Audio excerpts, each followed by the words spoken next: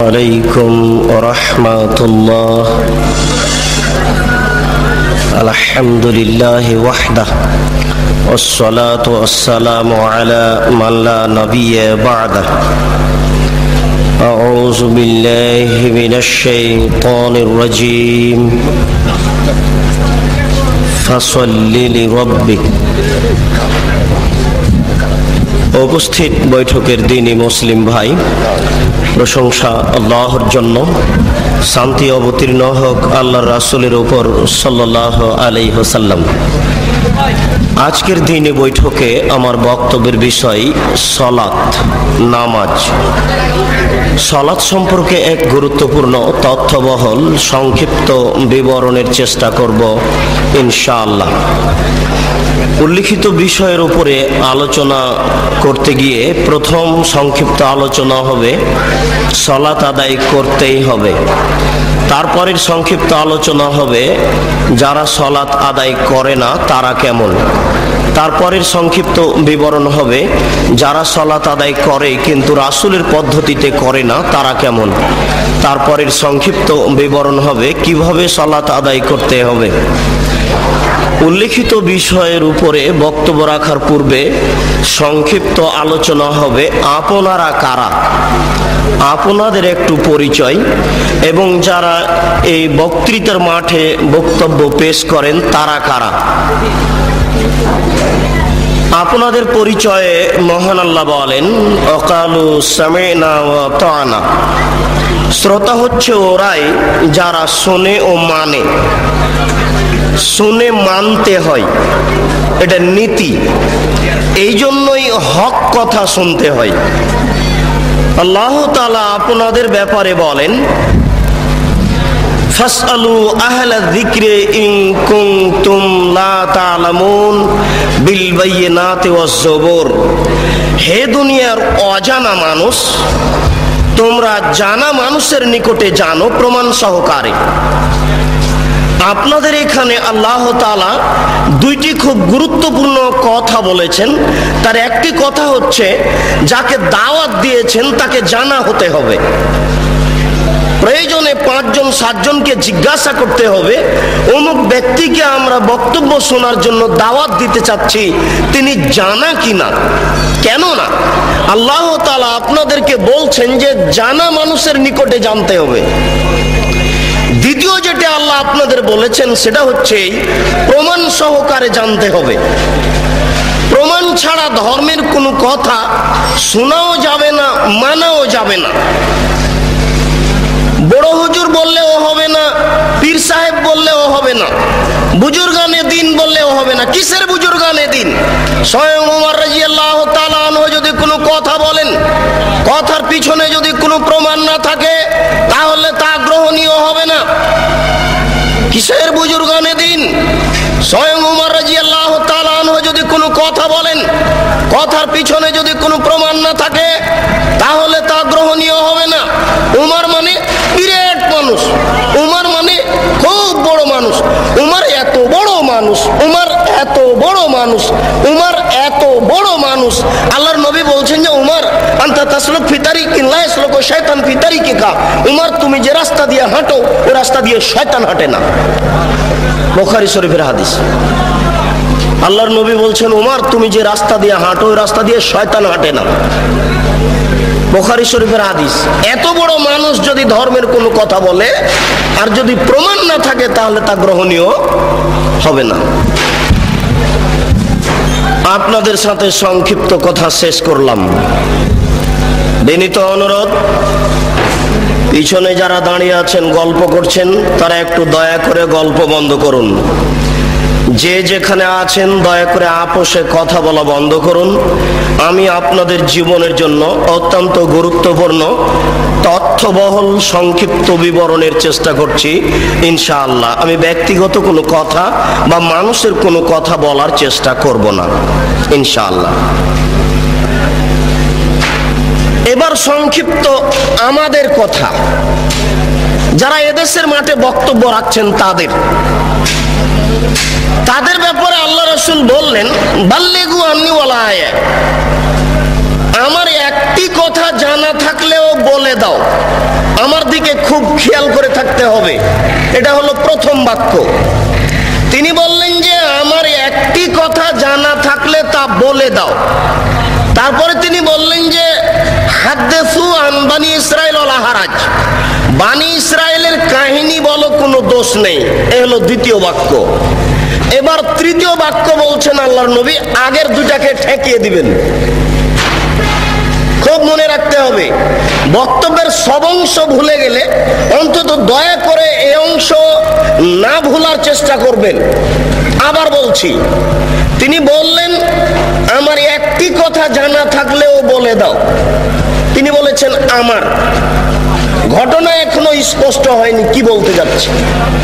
দ্বিতীয় বাক্য তিনি বললেন যে বানি ইসরাইলের কাহিনী বলো, কোনো দোষ নেই। মানে বানি ইসরাইলের কাহিনী তো সত্য মিথ্যা আছে, আর তার কথা তো সত্য মিথ্যা রয়ে গেছে। মানে তার কথার ভিতরে মানুষ মিথ্যা কথা ঢুকিয়ে দিয়েছে। তৃতীয় বাক্য তিনি বলছেন মান কাযাবা আলাইয়া মুতাআম্মিদান ফালিয়াতাবাওয়া মাকআদাহু মিনান নার, কেউ যদি কোনো কথা আমার দিকে ধাবিত করে, সেই কথা যদি আমার না হয়, তাহলে তার থাকার জায়গা জাহান্নাম। হুজুরের অবস্থা বলা হচ্ছে কিন্তু, যিনি জুব্বা পরে টুপি মাথায় দিয়ে আলখাল্লা পরে রাস্তায় হাঁটছেন, যাকে দেখলেই ভালো লাগে, হাতে তসবিহ আছে। একজন লোক জেনা করলে সরাসরি জাহান্নামে যাবে, এ কথা আল্লাহর নবী বলেননি। একটা লোক চুরি করলে সরাসরি জাহান্নামে যাবে, এ কথা আল্লাহর নবী বলেননি। পিতা মাতাকে গালি দেওয়া পৃথিবীর দ্বিতীয় মহাপাপ। পিতা মাতার অবাধ্য চলা পৃথিবীর দ্বিতীয় মহাপাপ। এরপরেও যদি মানুষ পিতা মাতার অবাধ্য চলে, সরাসরি লোকটা জাহান্নামে যাবে, এ কথা আল্লাহর নবী বলেননি। আল্লাহর নবী প্রথম দুই বাক্য বলার পরে তৃতীয় বাক্য বলে আগের দুই বাক্য ঠেকিয়ে দিয়ে বলছেন, কেউ যদি আমার দিকে কোনো কথা ধাবিত করে, সেই কথা যদি আমার না হয়, তাহলে তার থাকার জায়গা জাহান্নাম। এবার আপনার সাথে আমার কথা, আপনি যেদিন ক্লাস 2-এ পড়েছিলেন, সেদিন একটা গল্প পড়েছিলেন। নবী যে রাস্তা দিয়ে হাঁটতেন, একজন বুড়ি সে রাস্তায় কাঁটা পুঁতে রাখত। নবীর পায়ে কাঁটা ফুটলে বুড়ি খুশি হতো। একদিন দেখলেন নবী রাস্তায় কাঁটা নাই। তিনি ভাবলেন বুড়ির কিছু হয়েছে। তিনি বুড়ির বাড়ি গেলেন, দেখলেন সত্যিকারই অসুস্থ। তিনি পরিচর্যা করলেন, বুড়ি ভালো হয়ে গেল। ঘটনা যে মিথ্যে, জি না। আমার হায়াত পর্যন্ত সময় থাকলো আমার দিনী ভাইদের উপরে, আপনার হায়াত পর্যন্ত সময় থাকলো আপনি আমার হায়াত পর্যন্ত এর সত্যতা প্রমাণ করতে পারবেন না ইনশাআল্লাহ। নবীর নামে মিথ্যা কথা বলা হয়েছে। গাছ লাগান, পরিবেশ বাঁচান, নবী নিজ হাতে গাছ লাগিয়েছেন, মিথ্যা কথা। এই দেশের মাটিতে প্রায় 3 লক্ষ বানানো হাদিস আছে। তার মধ্যে কোরআন মাজিদ 90 পারা, 30 পারা নয় শয়তান মুমতাজ বেগমের কাছে প্রায় 2000 জাল হাদিস আছে।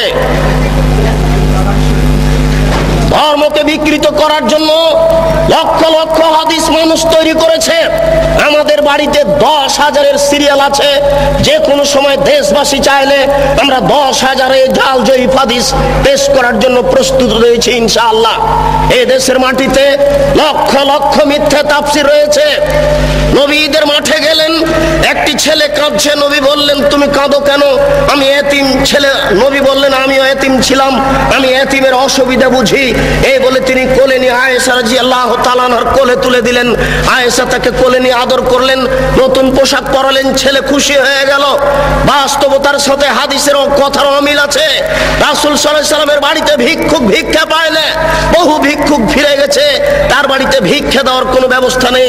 সেই বাড়িতে নতুন পোশাক থাকলো, এটাই বা হয় কি করে? সাথে সাথে আর কোনো প্রমাণ নাই, নবীর নামে কথা মিথ্যা ছড়ানো হয়েছে। তারই ভিত্তিতে আপনারা ঈদের নামাজে নতুন পোশাক পরার জন্য প্রস্তুতি গ্রহণ করেছেন। আপনার স্ত্রীর বিশখান শাড়ি শোকেজে থাকার পরেও ঈদের দিন নতুন শাড়ি কেনার জন্য জোরালো প্রস্তাব পেশ করেছে আপনার সামনে। এটা মিথ্যা তথ্য, মিথ্যা শরীয়ত চলছে। এই দেশের মাটিতে অসংখ্য মিথ্যা কথা আছে।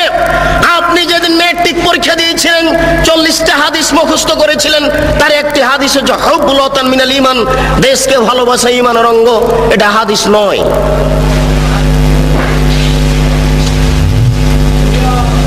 আমি যেটা বলতে চাচ্ছিলাম সেটা হচ্ছে এই আল্লাহর নবী আগের দুটি বাক্য ঠেকালেন, পরের বাক্য বলে তিনি বললেন বাল্লিগু আন্নী ওয়ালা আয়া, আমার একটি কথা জানা থাকলে বলে দাও। কথা বলার আগে চূড়ান্ত হতে হবে কথা আমার কিনা।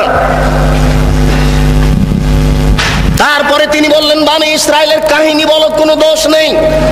বনী ইসরাইলের কাহিনীও সঠিক না, এটা চূড়ান্ত হতে হবে। এদেশের মাটিতে অসংখ্য বনী ইসরাইলের কাহিনী পেশ করা হয়েছে। আইয়ুব আলাইহিস সালামের স্ত্রী রাহমা মাথার চুল কেটে দিয়েছিলেন, ধরা পড়েছিলেন, ইতিহাস মিথ্যে। আইয়ুব আলাইহিস সালামের শরীরে পোকা হয়েছিল, এই তাফসীর মিথ্যে। বনী ইসরাইলের কাহিনী চলবে না। অসংখ্য মিথ্যা তাফসীর রয়েছে। ইব্রাহিম আলাইহিস সালাম 3 দিন 300 উট জবে করেছিলেন, এই তাফসীর মিথ্যে। ইব্রাহিম আলাইহিস সালাম ছেলেকে কুরবানি করার সময় চোখে কাপড় বেঁধেছিলেন, এই তাফসীর মিথ্যে। ইউসুফ আলাইহিস সালামের সাথে জুলাইখার বিবাহ হয়েছিল, এই তাফসীর মিথ্যে। দাউদ আলাইহিস সালাম জনৈক মহিলার প্রেমে পড়েছিলেন, এই তাফসীর মিথ্যে। হারুত মারুত দুইজন ফেরেশতা জোহরা নামক মেয়ের প্রেমে পড়েছিল, এই তাফসীর মিথ্যে। এই দেশের মাটিতে লক্ষ লক্ষ মিথ্যা তাফসীর আছে। এই দেশের তাফসীর মাহফিল বন্ধ করুন। দাখিল পাস শিক্ষক আপনাদের সামনে এসে একেবারে প্রধান মুফাসসির হয়ে মিথ্যা তাফসীর করে যাচ্ছে, এই তাফসীর মাহফিল বন্ধ করুন। পেশাজীবী বক্তাদের বক্তব্য বন্ধ করুন, সিজনাল বক্তব্য বন্ধ করুন, শরীয়ত বাঁচানোর চেষ্টা করুন। 12 মাস বক্তব্য চলবে, বর্ষার সিজনেও চলবে, এটাই শরিয়ত। কোরআন এবং সহিহ হাদিস ভিত্তিক আলেম ওলামা এই দেশের মাটিতে দিন প্রচার করবে, এটাই শরীয়ত। শীতকালীন মৌসুমকালীন এদেশের বক্তা পেশাজীবী হিসেবে তার জীবিকা নির্বাহের উদ্দেশ্যে আপনাদের সামনে মিথ্যা কথা বলে সকালে টাকা নিয়ে বিদায় হবে, আপনারা তাদেরকে সম্মান সহকারে বিদায় করবেন, এটা আপনাদের দিনের অপমান করা হচ্ছে। বিচারের কাঠগড়াতে যেদিন জবাব দিতে হবে সেদিন বুঝতে পারবেন শরীয়ত মিথ্যা কাকে বলে। আপনি একজন তার সহযোগী। আল্লাহ রাসূল আমাদেরকে বললেন এই 3টি বাক্য, পরের একটি বাক্য আল্লাহ রাসূল আমাদের লক্ষ্য করে বলেন কাফা বিল মারই কাযিবান ওয়া ইউহাদ্দিসু বিকুল্লি মা সামিআ। একজন মাওলানার মিথ্যুক হওয়ার জন্য এতটুকুই যথেষ্ট, শরীয়তের কোনো কথা তদন্ত না করে বলবে। একজন মাওলানা সাহেবের মিথ্যুক হওয়ার জন্য এতটুকুই যথেষ্ট, একটা শরীয়তের কোনো কথা তদন্ত না করেই বলবে। একজন মাওলানা সাহেবের মিথ্যুক হওয়ার জন্য এতটুকুই যথেষ্ট, শরীয়তের কোনো কথা তদন্ত না করেই বলবে। জনৈক মাওলানা সাহেব বলছেন আল্লাহর নবী কোনো বাচ্চার মাথায় হাত দিলে সেই বাচ্চার মাথা থেকে আতরের সেন্ট ছড়িয়ে পড়তো, মিথ্যা কথা। জি না, এরকম তো ঘটেনি কোনোদিন না। রাসূলের নামে এই কথা তো ছড়ানো যাবে না। যে কোনো কথা, যে কোনো কাহিনী আমরা জানি আস্তাগফিরুল্লাহাল্লাযী লা ইলাহা ইল্লা হুয়াল হাইয়ুল কাইয়্যুম, ওয়াতুবিলাই ক্ষমা চাওয়ার এই দোয়া। আস্তাগফিরুল্লাহি রাব্বি মিন কুল্লি যামবি ওয়াতুবিলাই, আস্তাগফিরুল্লাহি রাব্বি মিন কুল্লি যামবি ওয়াতুবিলাই। এই দোয়া তো খুঁজে পাওয়া যায় না, রাসূলের নামে আসলো কি করে? কে জবাব দিবে? ঢাকা শহরের বংশালী হচ্ছে আহলে হাদিসের মূল ভিত্তি। বংশালের সুযোগ্য জ্ঞানী মানুষই জবাব দিবে। জবাবের জন্য ঢাকা বংশালী দায়ী মূলত, আমি এটাই মনে করি। এখানে আহলে হাদিসের মাদ্রাসা আগে স্থান পেয়েছে, বংশালের মানুষেরাই ঢাকা শহরে আগে থেকে ভিত্তি স্থাপন করেছে। আমরা গ্রাম প্রত্যন্তল থেকে একেবারে পল্লী এলাকা থেকে বংশালে যখন পৌঁছি তখনই মনে করি আহলে হাদিস অধ্যুষিত এলাকায় পৌঁছেছি, এটা আমাদের গৌরবের বিষয়। বংশালের বড় বড় সুবিজ্ঞ মানুষ এর জবাব দিবে। যেই দিন বুদ্ধি হয়েছে সেই দিন থেকে দেখেছি একফিরুল্লাহু লানা ওয়া লাকুম সালাম দেওয়ার সময় দোয়া পড়ে আসি। আমার শিক্ষক চাচা মক্তবে মসজিদে আমাদের কি পিটিয়ে এই দোয়া মুখস্থ করিয়ে নিয়েছেন। এই দোয়ার ভিত্তি কোথায়? কে জবাব দিবে? জবাব দিবে কে?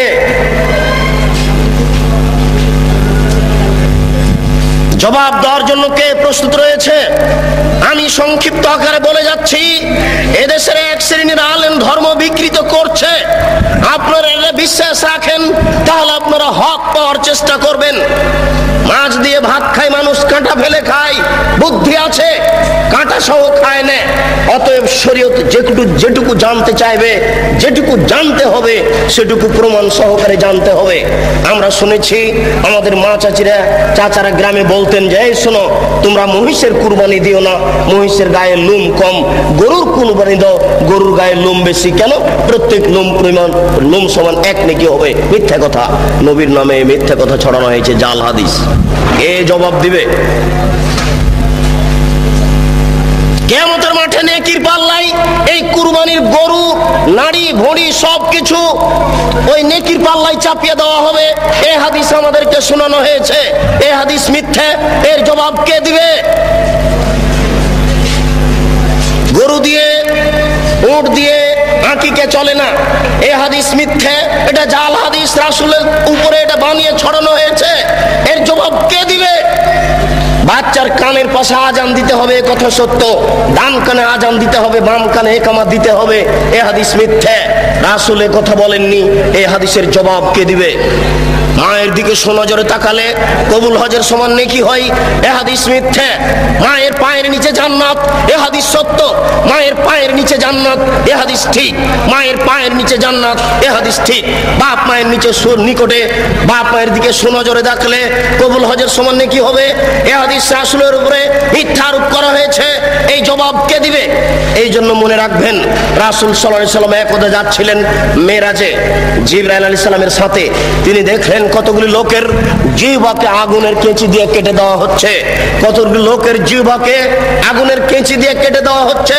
আল্লাহর নবী বললেন, মান হাওলায়ে জিবরাইল, এরা কারা যাদের জিহ্বা কেটে দেওয়া হচ্ছে? জিবরাইল আলাইহিস সালাম বলেন, হাওলায়ে খুতবাইন মিন উম্মতিক, এরা হচ্ছে আপনার উম্মতের বক্তা, যারা বক্তৃতা করে বেড়াতো, তাদের জিহ্বা আগুনের কেঁচি দিয়ে কেটে দেওয়া হচ্ছে। কি বুঝলেন? কি বুঝলেন? আর আমি কি বুঝালাম? বুখারী শরীফের এক হাদিসে এসেছে, আল্লাহর নবী বলছেন, ইয়াউমুল কিয়ামা, মাওলানা সাহেবকে কিয়ামতের মাঠে জাহান্নামে নিয়ে যাওয়া হবে। জাহান্নামে নিক্ষেপ করার সাথে সাথে তান্দালে কক্তা বহু, মাওলানা সাহেবের নাড়ি ভুঁড়ি সব ঝরে পড়ে যাবে। মাওলানা সাহেব ঘুরতে থাকবে তার নাড়ি ভুঁড়ির চতুর্দিকে। আপনারা তো শহরের মানুষ, বুঝতে পারবেন কিনা, আমরা তো পল্লীর মানুষ, এ কথা খুব ভালো বুঝি। ধান মাড়ার সময়তে, গরুর পায়ে ধান মাড়ার সময়তে গরু ধানের উপরে এইভাবে ঘুরে। ধান মাড়ার সময়তে, ধান গাছ থেকে ঝরানোর সময়তে গরু ওই ধানগুলির ওপরে যেভাবে ঘুরে, মাওলানা সাহেব তার নাড়ি ভুঁড়ির চতুর্দিকে ঘুরবে। ফাস্তামা আলাইহা আহলুন নার, জাহান্নামীরা সেখানে জমা হয়ে বলবে, মালাক, খবর কি হুজুর, আপনার কেন এই অবস্থা? আনতা তা'মুরুনা বিল মারুফ ওয়া তানহাউনা আনিল মুনকার, হুজুর আপনি তো আমাদের ভালো কথা বলছিলেন, মন্দ থেকে নিষেধ করছিলেন, হুজুর আপনার অবস্থা কেন এরূপ? হুজুর তখন বলবেন, কি বলি, আমরুকুম বিল মারুফ ওয়া আতিহে, আমি যে ভালো বলেছি ভালো করিনি যে। কত হুজুর ভালো করেননি, এর প্রমাণ নিবেন। মিথ্যা কথা বলে ধর্ম প্রচার করে হুজুর। হুজুরকে সকালে 10,000 টাকা দিতে হয়। শতকরা 95 জন বক্তা মিথ্যুকে দেশের মাটিতে। আমি ভাঙাচুরা ভিত্তে দ্বারা যা তদন্ত চালিয়েছি, তাতে আমার বুঝ শতকরা 95 জন বক্তা মিথ্যুকে দেশের মাটিতে মিথ্যা কথার ভিত্তিতে দিন প্রচার করছে। আপনাকে সজাগ সোচ্চার হতে হবে, নইলে এই হুজুরেরা ইসলামের গায়ে, ধর্মের গায়ে আগুন লাগিয়ে দিয়েছে। ধাঁধা ধাঁধা করে ধর্ম জ্বলছে। আপনি এখন কি করবেন? আজও যদি ঢাকা শহরে খাঁটি ফার্নিচার কিনতে যান, ভালো কাঠের ফার্নিচার পাবেন, টাকা বেশি লাগতে পারে। আজও যদি খাঁটি সরিষার তেল কিনতে চান, তাহলে পাবেন, টাকা বেশি লাগতে পারে। কিন্তু খাঁটি ধর্ম যদি পেতে চান, তাহলে সহজ নয়, খুব জটিল। জিজ্ঞাসা করলে বলবে বড় হুজুর বলেছেন, পীর সাহেব বলেছেন, বুজুর্গানে দিন বলেছেন, এই বলেই চলবে। বুজুর্গানে দিনের দোহাই দিয়ে ধর্ম চলে না। মাওলানা সাহেবকে যখন বলা হচ্ছে, আপনার কেন এই অবস্থা। তখন মাওলানা সাহেব বলছেন কি করি, আমি যে ভালো বলেছি ভালো করিনি। যে হুজুরের বাড়ি দেখেন না, হুজুরের বউয়ের কি অবস্থা, হুজুরের পায়জামাটা টাকনুর নিচে আছে এটা দেখা যায় না, হুজুরের চাকরিটা অবৈধ পয়সাতে আছে এটা দেখা যায় না, হুজুর সকালবেলাতে টাকা কম হলে রাগ করছে এটা বোঝা যায় না। शरीयत की पागल नाकि, शरीयत के हवाई लड्डू, दोनों हाथ में लड्डू है, जो चाहे उसको खा ले, जो चाहे उसको छोड़ दे। ये शरीयत के हवाई लड्डू नाकि हाका बाका लाड़ू नाकि शरीयत इच्छा मतो खावे। আপনাদের সাথে ও আমাদের সাথে সংক্ষিপ্ত কথা শেষ করলাম। কোনোদিন যদি সময় সাপেক্ষে বলতে পারি তাহলে আপনাদের সামনে বিস্তারিত কথা বলবো। প্রথমে বলা হয়েছে সময় অতীব কম। মহান আল্লাহ বলেন ফাসাল্লি লিরাব্বিক, আপনি আপনার প্রতিপালকের জন্য সালাত আদায় করুন। মহান আল্লাহ বলেন ইন্নাস সালাতা তানহা আনিল ফাহশাই ওয়াল মুনকার ওয়া যিকরুল্লাহি আকবার, নিশ্চয় সালাত নামাজ মানুষকে অন্যায় অশ্লীল কাজ থেকে বিরত রাখে। সালাত হচ্ছে সবচেয়ে আল্লাহকে ডাকার বড় মাধ্যম। পৃথিবীতে আর কোনো এত বড় মাধ্যম নাই যেই মাধ্যমে আল্লাহকে অত ডাকা যায়। নামাজ সালাত দিয়ে আল্লাহকে যত ডাকা যায়। আমি কিন্তু সালাত বলার চেষ্টা করব।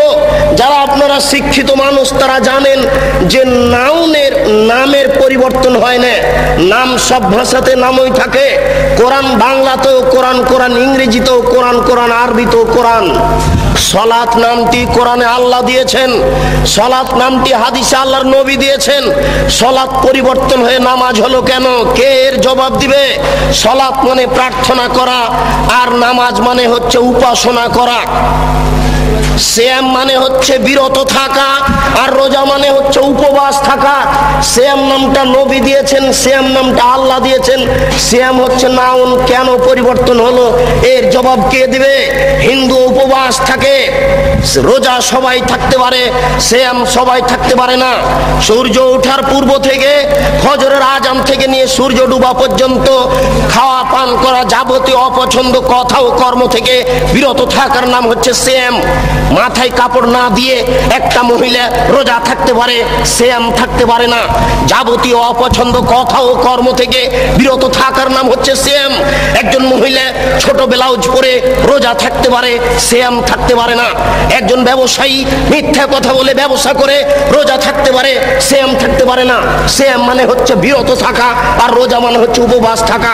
ঘুম থেকে উঠে সকালে দাড়ি চাঁচার পরে বাজারে যাবে, এই ছেলে রোজা থাকতে পারে, সিয়াম থাকতে পারে না, অসম্ভব হতে পারে না।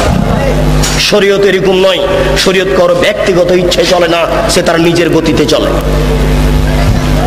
রোজা থাকা সহজ হতে পারে, সিয়াম থাকা সহজ নয়। কে এর নাম দিলে ঈদ মুবারক? এর নাম হচ্ছে ঈদুল ফিতর, ঈদুল আজহা। কি করে হয়ে গেল ঈদ মুবারক? ঈদ মুবারক মানে কি? কে নাম দিল? কে এর জবাব দিবে? অতএব আল্লাহকে ডাকার সবচেয়ে বড় মাধ্যম হচ্ছে সালাত। সালাতের মাধ্যম দিয়ে আল্লাহকে বেশি ডাকা যায়। মহান আল্লাহ বলেন হাফিজু আলাস সালাওয়াত ওয়াস সালাতিল উস্তা, তোমরা 5 ওয়াক্ত সালাতকে ঠিক মতো আদায় করো, বিশেষভাবে আসরের সালাতকে ঠিক মতো আদায় করো। নবী করিম সাল্লাল্লাহু আলাইহি সাল্লাম যখন মুআয ইবনে জাবালকে পাঠালেন ইয়ামান দেশে, তখন তিনি বললেন মুআয মনে রাখো ইন্নাকা তাতি আহলা কিতাবিন, তুমি যাচ্ছ ইহুদি খ্রিস্টানদের নিকটে দ্বীন প্রচার করতে। ফাদহুম ইলা শাহাদাতি লা ইলাহা ইল্লাল্লাহ, সর্বপ্রথম তুমি মানুষকে বলো আল্লাহ ব্যতীত কোনো মাবুদ নেই, মুহাম্মদ আল্লাহর রাসূল। মানুষকে সাক্ষী দিতে হবে আল্লাহ ব্যতীত কোনো মাবুদ নাই। সংক্ষিপ্ত সময়ের কারণে আপনার কাছে আমি কিছু বলে যেতে পারছি না। আমি সাক্ষ্য দিচ্ছি আল্লাহ ব্যতীত কোনো মাবুদ নাই। এ কথা বাংলাদেশের লোকেরা বুঝে না, সৌদি আরবের লোকেরা বুঝেছিল। সৌদি আরবের লোকের মাবুদ ছিল 360 জন। সৌদি আরবের লোকের নকল আল্লাহ ছিল 360 জন। মুহাম্মদ সাল্লাল্লাহু আলাইহি সাল্লাম বলেছিলেন না, 360 জন মাবুদ চলবে না, একজন উপরে আছে তাকে মানতে হবে। তখন আত্মীয় স্বজন বলেছিল এ কি যেমন তেমন বোধ, এ কি যেমন তেমন খারাপ। আরে ইহুদি খ্রিস্টান না, তো অন্তত তিনজন মাবুদ মানে। এ বলছে যে তিনজনও নয়, মাত্র একজন সপ্তম আকাশের উপরে থাকে। এটা কি সহ্য করা যায়? একে হত্যা করতে হবে, নইলে বন্দি করতে হবে, নইলে দেশ থেকে তাড়িয়ে দিতে হবে। যে কোনো একটা সিদ্ধান্ত নিতে হবে। তিনি বলেছিলেন লা ইলাহা ইল্লাল্লাহ। তারা বুঝেছিল, আমি বুঝতে পারি না। আমি সাক্ষ্য দিচ্ছি আল্লাহ ব্যতীত কোনো মাবুদ নাই। আমি সাক্ষ্য দিচ্ছি আল্লাহ ব্যতীত কোনো মাবুদ নাই। এই কথা বলার পরে আপনার বাড়িতে যত মূর্তি সাজানো আছে এগুলো একটা রাখা যাবে না। আপনার বোকা স্ত্রীর শোকে যে মূর্তি সাজিয়ে রেখেছে, ছবি সাজিয়ে রেখেছে, একটা চলবে না। যদি আপনি রাখেন তাহলে আমি সাক্ষ্য দিচ্ছি আল্লাহ ব্যতীত কোনো মাবুদ নাই, এটা টিকবে না। গোলাপ শাহের মাজার টিকবে না। আমি সাক্ষ্য দিচ্ছি আল্লাহ ব্যতীত কোনো মাবুদ নাই, এই কথা বললে এই কবর টিকে না, উঁচু কবর টিকে না, বাঁধা কবর টিকে না, ছবি মূর্তি টিকে না, কোনো দিবস পালন করা টিকে না, হা দেখে মানুষের ভাগ্য পরীক্ষা করা টিকে না, কোনো প্রকার শিরক টিকে না।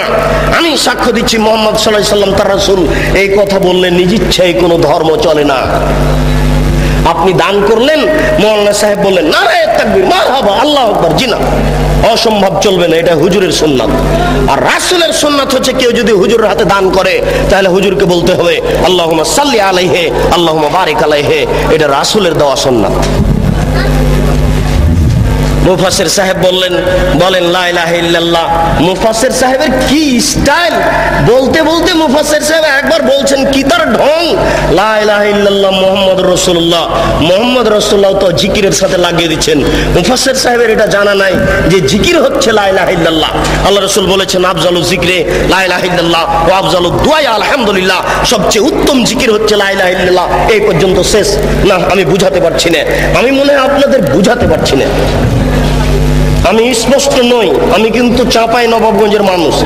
এই হিসেবে আমার ভাষা আপনার কাছে কিছুটা অস্পষ্ট থেকে যেতে পারে। আপনার দিকে লক্ষ্য করে আমি পূর্ণ বুঝাতে পারছি কিনা এতে আমি সন্দেহের মধ্যে রয়েছি। আমি যদি পূর্ণ বুঝাতে না পারি তাহলে আমি সফলতা অর্জন করতে পারছি না। আমি বলছি লা ইলাহা ইল্লাল্লাহ মুহাম্মাদুর রাসূলুল্লাহ জিকিরে চলবে না, এটা প্রথম অন্যায়। দ্বিতীয় অন্যায়, তিনি জোরে বললেন কেন? তিনি জোরে বলতে বললেন কেন? আল্লাহ বলছেন চুপে বলো, নবী বলছেন চুপে বলো, আর মুফাসসির সাহেব বলছে জোরে বলো। এখন আপনারা কি করবেন? দেখি বংশালের বুদ্ধিমান মানুষ, সচেতন মানুষ, অর্থশীল মানুষ কি বলেন। আল্লাহ বলছেন চুপে বলতে হবে, বাধ্য। আল্লাহর নবী বলছেন চুপে বলতে হবে, বাধ্য। হুজুর বলছেন আরো জোরে বলেন। আপনি কি করবেন? অতএব রাসূলের সুন্নাত অনুপাতেই চলা ছাড়া কোনো গত্যন্তর নেই।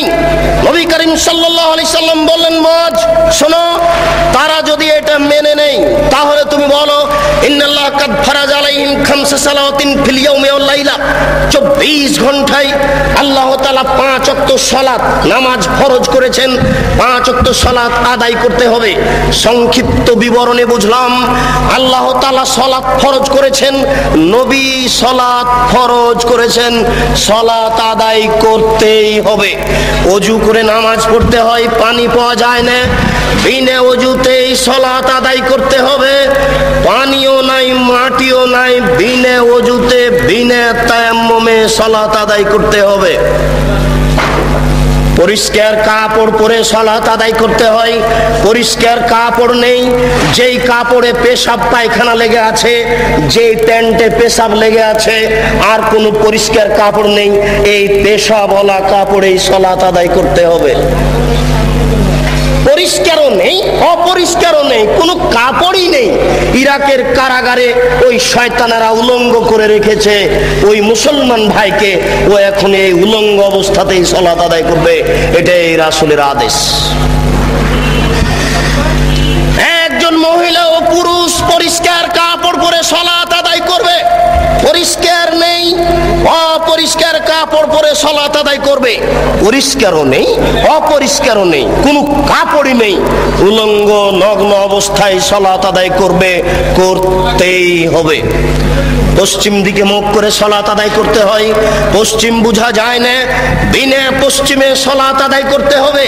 শত্রু তাড়া দিয়েছে, দৌড়ানো অবস্থায় সালাত আদায় করতে হবে। দাঁড়িয়ে সালাত আদায় করতে হয়, দাঁড়িয়ে থাকা যায় না। বসে সালাত আদায় করতে হবে, বসে থাকা যায় না। শুয়ে, বিছানায় শুয়ে সালাত আদায় করতে হবে, করতেই হবে। সালাত আদায় করতে হবে না এরকম কোন পরিস্থিতি অন্তত পুরুষের জন্য নেই। মহিলার জন্য দুই একদিন কিছুদিন আছে, পুরুষের জন্য এরকম কোনো সময় নাই যে সময়ে সালাত আদায় করতে হবে না, এরকম কোনো পরিস্থিতি নেই। মাওলানা আশরাফ আলী থানভী হানাফি রাহিমাহুল্লাহ একটা ফতোয়া দিয়েছেন, যদিচ ফতোয়াটি ঠিক হয়নি। তিনি বলছেন একজন মহিলার যদি অর্ধেক বাচ্চা প্রসব হয় আর অর্ধেক বাচ্চা প্রসব হতে যদি বাকি থাকে, তাহলে অর্ধেক বাচ্চা নিয়ে যদি নামাজের টাইম হয়ে যায় তাহলেও তাকে নামাজ পড়তে হবে। আমরা এভাবে বলিনি, আমরা বলেছি একজন মহিলার প্রসাব বেদনা উঠেছে, প্রসাব বেদনার সাথে সাথে যদি রক্তস্রাব সাদা কিছু ভেঙে আসে তাহলে তাকে সালাত আদায় করতে হবে না। প্রসাব বেদনা উঠেছে এইগুলি কিছু দেখা যায় না, তাহলে এই বেদনা অবস্থাতেও তাকে সালাত আদায় করতে হবে। এটাই শরীয়ত। আমি মনে হয় বুঝাতে পারলাম না। বলছিলাম এই সংক্ষিপ্ত বিবরণে যে কোনো মূল্যে সালাত আদায় করতে হবে। হে উপস্থিত বৈঠকের দিনই মুসলিম ভাই ও বোন, এই মাইকের আওয়াজ যতদূর পর্যন্ত যাচ্ছে সকল দিনই ভাই ও বোনকে বিনীতভাবে বলছি, দয়া করে আপনি একটু নিজের কাজের জন্য প্রস্তুতি গ্রহণ করুন। ভুল হচ্ছে, আপনার রাত্রি 2টা 3টায় ঘুমানো দেখে আমিও খুব কষ্ট পাই। দেখুন, জীবজন্তু পশু প্রাণী সবাই আল্লাহকে মূল্যায়ন করেন, সবাই আল্লাহকে দাম দেয়, কিন্তু আদম সন্তান আল্লাহর কোনো 5 পয়সা দাম দিতে চায় না। ও একেবারে এশার সালাতের পরে ঘুমানোর কথা ছিল, ঘুমাচ্ছে রাত 2টার সময় 3টার সময়। সবাই টিভি ভিসিআর নিয়ে ব্যস্ত, সকাল 8টায় উঠছে। আল্লাহকে ডাকতে হবে, আল্লাহর কাছে কিছু চাইতে হবে, প্রার্থনা করতে হবে, ক্ষমা চাওয়ার কিছু কথা বলতে হবে। এটা কেউ পরোয়া করে না, বিবেচনা করা উচিত ছিল। সংক্ষিপ্ত বিবরণ, যারা সালাত আদায় করে না তারা কেমন? নবী করিম সাল্লাল্লাহু আলাইহি সাল্লাম বলেন, মান তারাকা সালাত মুতাআম্মিদান ফাকাদ কাফারা। কেউ যদি ইচ্ছাকৃত সালাত ছেড়ে দেয় তাহলে সে কাফের হয়ে গেল। রাসূল সাল্লাল্লাহু আলাইহি সাল্লাম এক বৈঠকে বলেন, বাইনাল আবদি ওয়া বাইনাল কুফরি তারকুস সালাত। যারা সালাত আদায় করে আর যারা সালাত আদায় করে না, এদের পার্থক্য হচ্ছে যারা সালাত আদায় করে তারা মুসলমান, যারা সালাত আদায় করে না তারা কাফের। আল্লাহ রাসূল এইভাবে বলছেন। আসহাবু মুহাম্মাদিন সাল্লাল্লাহু আলাইহি সাল্লাম লা ইয়ারাউনা তারকুল কুফরুন গায়রা সালাহ। মুহাম্মদ সাল্লাল্লাহু আলাইহি সাল্লামের সঙ্গী সাথীরা সালাত ব্যতীত অন্য কিছু ছেড়ে দিলে কাফের মনে করতেন না, কিন্তু সালাত ছেড়ে দিলে কাফের মনে করতেন। এই বাচ্চা যারা বসে আছেন তারা একটু খেয়াল করবেন, কোনো বাচ্চা যেন নড়াচড়া না করে। এমনকি আশেপাশে যারা আছেন তাদের প্রতি একটু খেয়াল করবেন, কোনো মানুষ যেন হাঁটাহাঁটি না করে। বিনীত অনুরোধ করছি, আপনার জরুরি প্রয়োজন থাকলে দয়া করে একটু সরে পড়ুন, আপনি একটু দূরে গিয়ে আপনার প্রয়োজন সারার চেষ্টা করুন। আমি আপনার একজন মেহমান, আপনি আমাকে মূল্যায়ন করার চেষ্টা করুন, আপনাকে আমি সম্মান করার চেষ্টা করব। আপনি যদি হেঁটে বেড়ান তাহলে আমি বুঝবো আপনি আমাকে অপমান করছেন। যারা আজকে দিনী বৈঠকে উপস্থিত হয়নি তাদের প্রতি আমি দুঃখিত। যারা আজকে দিনী বৈঠকে উপস্থিত হয়নি, যারা আশেপাশের বাড়িতে বসে আছে, ঘুমিয়ে আছেন, তাদের প্রতি আমি দুঃখিত। বিচারের কাঠগড়ায় আমি তাদের দেখে ছেড়ে দেব। সুদূর চাঁপাইনবাবগঞ্জ থেকে আমি দিন প্রচারের জন্য আসবো। এখানে আমি কোনো মিথ্যা কথা বলতে আসিনি, আমি ব্যক্তিগত কোনো কথা বলতে আসিনি, এখানে আমি কোনো কিস্সা কাহিনী বলতে আসিনি। আপনার দরজা আমি এসেছি, আপনি বাড়িতে ঘুমিয়ে আছেন কেন? আপনি কি মনে করছেন? আমি মনে করছি আপনি আমার সাথে অন্যায় আচরণ দেখালেন।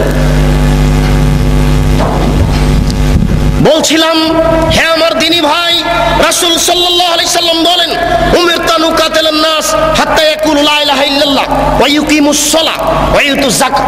আমাকে বলা হয়েছে মানুষের বিরুদ্ধে আমি যুদ্ধ চালিয়ে যাব যতক্ষণ পর্যন্ত লা ইলাহা ইল্লাল্লাহ না বলবে এবং যতক্ষণ পর্যন্ত সালাত আদায় না করবে।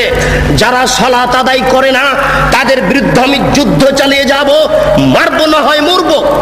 যারা সালাত আদায় করে না, নারী হোক পুরুষ হোক, তাদের বিরুদ্ধে আমি যুদ্ধ চালিয়ে যাব, মারবো না হয় মরবো। রাসূল সাল্লাল্লাহু আলাইহি সাল্লাম বলেন, যারা সালাত আদায় করলো আসামু মিন্নি দিমাহুম ওয়া মালাহুম, যারা সালাত আদায় করলো তারা তাদের রক্তকে, তারা তাদের অর্থকে নিরাপদে করে নিল। এর বাক্যের অর্থ আপনি কি বুঝলেন? যারা সালাত আদায় করে না তাদের অর্থ লুটে নেওয়া যায়। যারা সালাত আদায় করে না তাদের রক্ত বৈধ। আল্লাহ রাসূল বলছেন যারা সালাত আদায় করলো তারা তাদের অর্থকে, তারা তাদের সম্পদকে, রক্তকে নিরাপদে করে নিল। তাই তো সেই কালে ইমাম আহমদ ইবনে হাম্বল বলেছেন যারা সালাত আদায় করে না তাদের কুরবানি করতে হবে। ইমাম আবু হানিফা রাহিমাহুল্লাহ বলেছেন যারা সালাত আদায় করে না তাদের জেলখানায় বন্দী করতে হবে। আরবি বিদ্বানগণ বলেছেন, বর্তমান আরবি বিদ্বান বলছেন যারা সালাত আদায় করে না, স্ত্রী করে স্বামী করে না, বিবাহ থাকবে না, বিচ্ছিন্ন হয়ে যাবে, বলাই লাগবে না, এমনিতে বিবাহ কেটে গেছে। স্বামী সালাত আদায় করে, স্ত্রী করে না।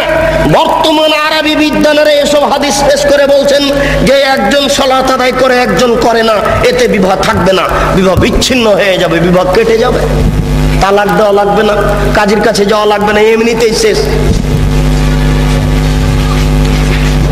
আমরা আপনাদের সতর্ক করার জন্য বলছি, হে আমার উপস্থিত বৈঠকের দিনী ভাই, যারা সালাত আদায় করে না তারা মহাপাপী, যারা সালাত আদায় করে না তারা বড় পাপী।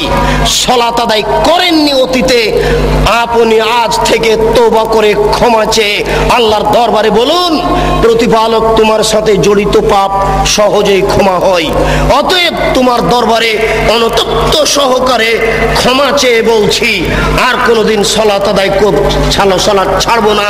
অতীতের কারণে তুমি আমাকে ক্ষমা করো, ভবিষ্যতে তুমি আমাকে সঠিকভাবে সালাত আদায় করার তৌফিক দান করো, আল্লাহুম্মা আমিন।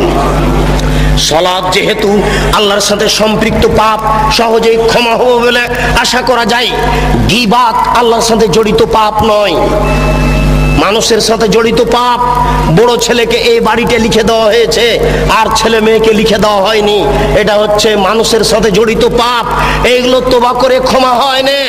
আমি বংশালের একজন কসাইখানাতে গোস্ত আমি বিক্রি করি, প্রত্যেক গাড়িতে 100 করে গোস্ত কম দিই, এটা তওবা করে ক্ষমা হবে না। যত মানুষকে গোস্ত কম দেওয়া হয়েছে সমস্ত মানুষকে গোস্ত ফেরত দিতে হবে, সবার কাছে ক্ষমা চেয়ে নিতে হবে, অন্যথায় এই পাপ ক্ষমা হবে না। এটা খুব জটিল ও কঠিন। মানুষের সাথে জড়িত পাপ উপরে ক্ষমা হয় না, মানুষের সাথে জড়িত পাপ উপরে ক্ষমা হয় না। আপনি আমার বদনাম করেছেন, গীবাত করেছেন, হজ করতে গিয়ে বলছেন কাবা ঘরের গিলাফ ধরে, আল্লাহ আমি উমুকের বদনাম করেছি, দয়া করে আমাকে ক্ষমা করে দাও। আজীবন ক্ষমা চেয়ে আল্লাহ ক্ষমা করবেন না, এরকম পাপ তিনি ক্ষমা করবেন না ঘোষণা করে দিয়েছেন। বলছিলাম সালাত আদায় করিনি, যে আল্লাহর সাথে জড়িত পাপ। আমার আজকে 50 বছর বয়স। আল্লাহর নবী বলেছেন সালাতের জন্য কোনো সময় নাই, ফরজ সালাতের জন্য কোনো সময় নেই। আমি প্রতিদিন সালাত আদায় করি। আজকে রাত্রে 2টায় ঘুমিয়েছি, ঘুম থেকে উঠে দেখছি যে সকাল 9টা বেজে গেছে। আমরা কিন্তু ছোট থেকে শুনেছি যে ফজরের সালাত যদি ছুটে যায় তাহলে পরের দিন ফজরের টাইমে পড়তে হবে, আর মধ্যখানে পড়া যাবে না। আল্লাহ নবী বলছেন জি না, যখনই স্মরণ হবে তখনই পড়ো, যখনই ঘুম ভাঙে তখনই পড়ো। যদি সকাল 9টায় ঘুম ভাঙে 9টায় ফরজ, ফজর 9টায়। যদি 7টায় ঘুম ভাঙে ফজর 7টায়। যদি সূর্য উঠার সময়তে ঘুম ভাঙে ফজর সূর্য উঠার সময়।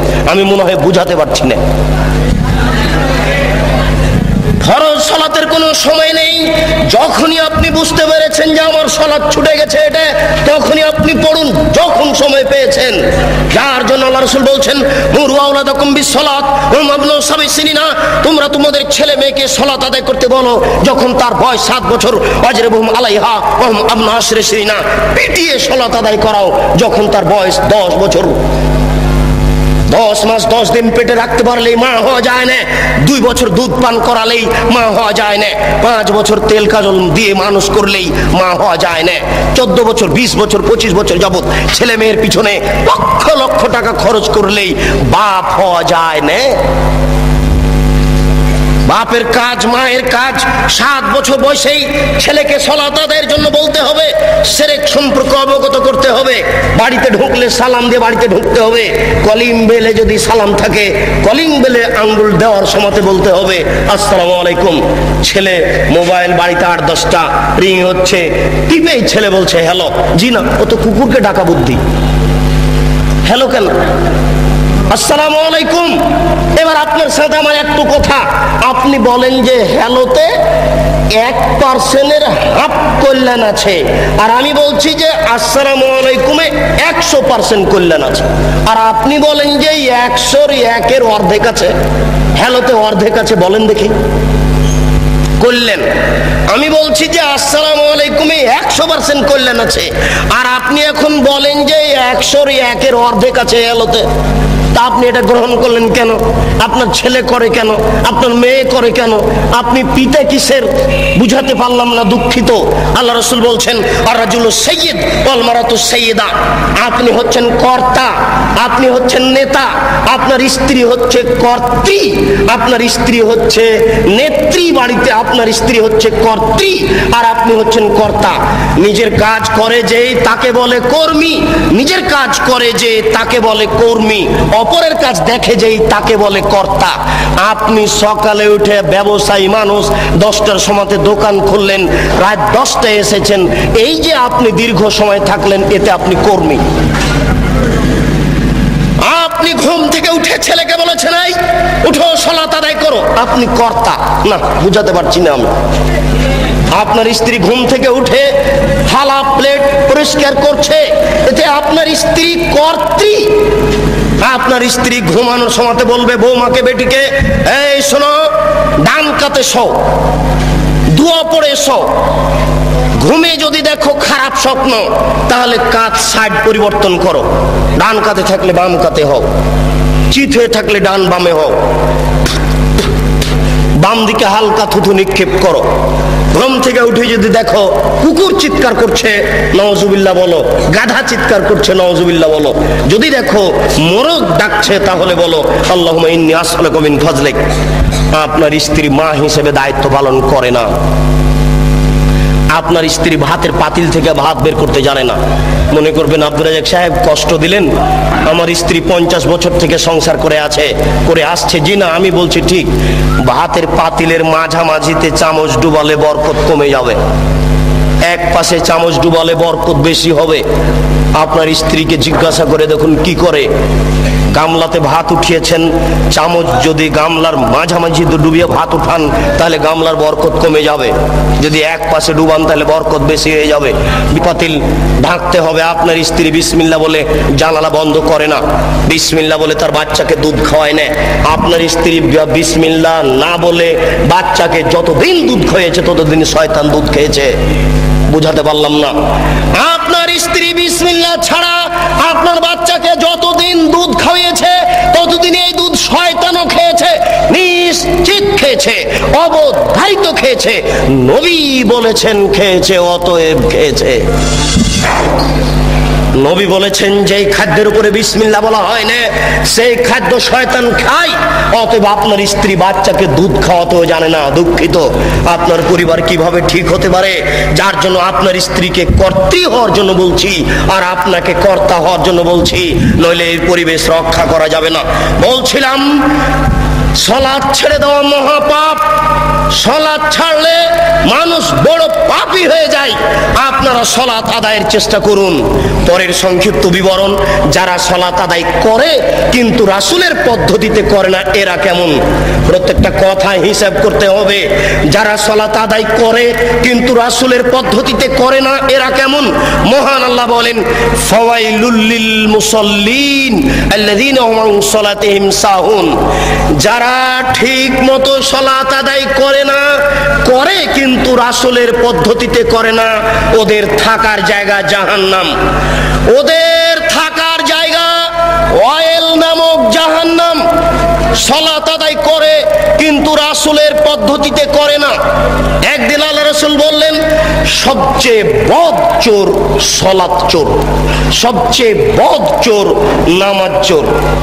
টাকা চোরও চোর, গরু চোরও চোর, কিন্তু আল্লাহ রাসূল বলছেন না যে ও সবচেয়ে খারাপ চোর, সবচেয়ে নিকৃষ্ট চোর, সবচেয়ে বদ চোর, সবচেয়ে খারাপ চোর হচ্ছে সলাত চোর। সাহাবীরা বললেন, এ কি কথা আল্লাহ রাসূল, মানুষ কি সালাত চুরি করতে পারে? সালাত কি চুরি করা বস্তু? কি বলছেন আল্লাহর নবী, আমরা বুঝতে পারছি না। আল্লাহ রাসূল বললেন, শোনো, মাল্লাম ইতুম রুকুহা ওয়ালা সুজুদাহা, যারা রুকু সিজদা ঠিকমতো আদায় করে না এরাই হচ্ছে নামাজ চোর, এরাই হচ্ছে সবচেয়ে বদ চোর, এরাই হচ্ছে নিকৃষ্ট চোর। রুকু সিজদা ঠিক মতো আদায় না করলে সালাত হবে না। এক ব্যক্তি মসজিদে ঢুকে 2 রাকাত সালাত আদায় করলো, দেখেন পাশে কণ্ঠ আওয়াজটা আসলো কিসের, খুব খেয়াল করে থাকবেন আশেপাশে। 2 জন দাঁড়িয়ে কোনো জায়গাতে যেন গল্প না করে, যে কোনো জায়গাতে 2 জন বসে গল্প করলে সে গল্প ভেঙে দেওয়ার চেষ্টা করুন। একজন মুসল্লি মসজিদে ঢুকে 2 রাকাত সালাত আদায় করে আল্লাহ রাসূলকে সালাম দিল। আল্লাহ রাসূল বললেন, সাল্লি ফাইন্নাকা লাম তুসাল্লি, এই তুমি সালাত আদায় করো, তুমি সালাত আদায় করনি। লোকটি আবার সালাত আদায় করলো, আল্লাহ রাসূলকে সালাম দিল। আল্লাহ রাসূল বললেন, সাল্লে, সালাত আদায় করো, ফাইন্নাকা লাম তুসাল্লি, তুমি সালাত আদায় করনি। আল্লাহ রাসূল, লোকটি আবার সালাত আদায় করলো, আল্লাহ রাসূলকে সালাম দিল।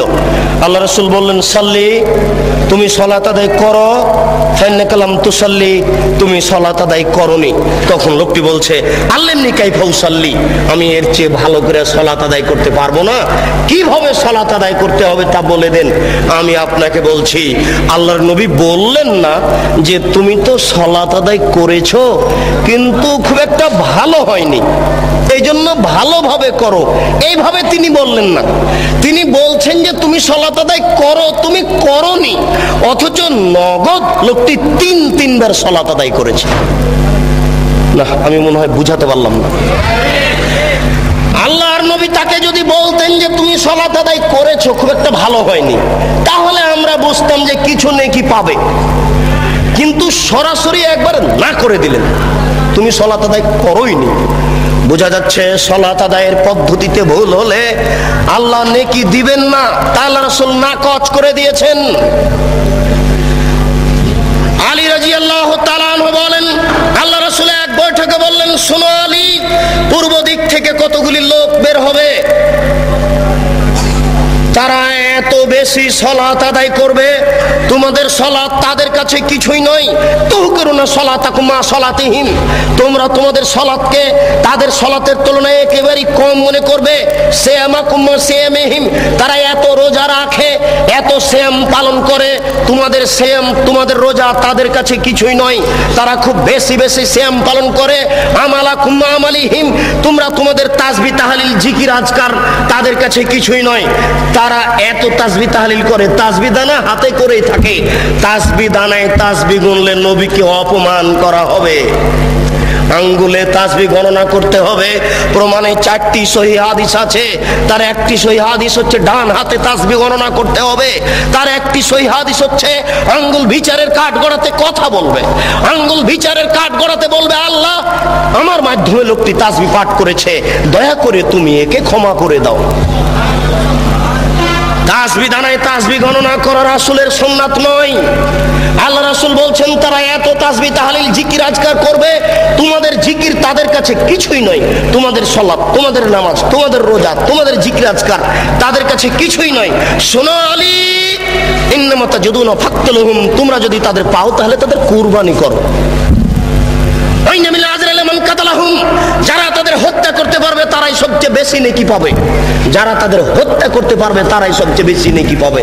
নেন এবার এক শ্রেণীর নামাজিকে আল্লাহ রাসূল হত্যা করতে বললেন, এক শ্রেণীর রোজাদারকে আল্লাহ রাসূল হত্যা করতে বললেন, এক শ্রেণীর জিকির আজকারকারীকে আল্লাহ রাসূল হত্যা করতে বললেন। আমি এখন যদি আপনাকে বলি এই, তাহলে আপনি কষ্ট পাবেন। আপনি হাদিসটি বুখারী মুসলিমের নিজে পড়ে দেখুন, বিবেচনা করুন, চিন্তা ভাবনা করুন। ওই যুগ আর নেই যে যুগে আপনার সামনে আমি ধুলা ছিটিয়ে চলে গেলাম চোখের সামনে। এখন বুখারী বাংলায়, মুসলিম বাংলায়, আবু দাউদ, নাসাই, তিরমিজি সব বাংলায়। আপনিও কালকে সকালে এই হাদিসগুলি পড়ে দেখতে পারেন। আপনি যাচাই বাছাই করুন। আপনি বিবেকবান মানুষ, আপনার বিবেকের সামনে একটা অহেতুক কথা বলে চলে যাব, এটা হয় না। ওই সময় পার হয়ে গেছে, এখন নগদ বুঝার সময় এসেছে। আল্লাহ রাসূল বলছেন, আলী শোনো, তাদেরকে যদি তোমরা হত্যা করতে পারো, যে ব্যক্তি হত্যা করতে পারবে সেই সবচেয়ে বেশি নেকি পাবে। তাহলে বোঝা যাচ্ছে যে সব সালাত আল্লাহর দরবারে কবুল হবে না। কবুল হওয়া তো দূরের কথা, ওই ব্যক্তি হচ্ছে হত্যার যোগ্য। কেন? ওইভাবে সালাত আদায় করে রাসূলকে অপমান করেছে। যদিচ এদের একজন বড় মৌলানা আব্দুর রব খুলনা বলছেন, এই দল সে দল, এই দল টুঙ্গির দল। আমরা এই কথা বলতে চাচ্ছি না। তারা যাই হোক না কেন, যে ব্যক্তি হোক না কেন, আপনার সালাতটা ঠিক হচ্ছে কিনা আপনি এখন থেকে প্রস্তুতি গ্রহণ করুন, এটা আমার অনুরোধ। সংক্ষিপ্ত বিবরণে বলছিলাম, হে আমার উপস্থিত বৈঠকের দিনই মুসলিম ভাই ও বোন, রাসূলের পদ্ধতিতে সালাত আদায় না করলে ওই সালাত হবে না। এখানে একটা গুরুত্ব পেশ করতে গিয়ে আর একটি কথা বলছি। আসরের টাইমে আল্লাহ রাসূল এরকম গিলাস হাতে করে পানি পান করে নিয়ে বললেন, দেখো এটা রমজান মাস, আমি সিয়াম ছেড়ে দিলাম। আসরের সালাতের পরে আমি রোজা সিয়াম ছেড়ে দিলাম, তার মানে তোমরাও ছেড়ে দাও।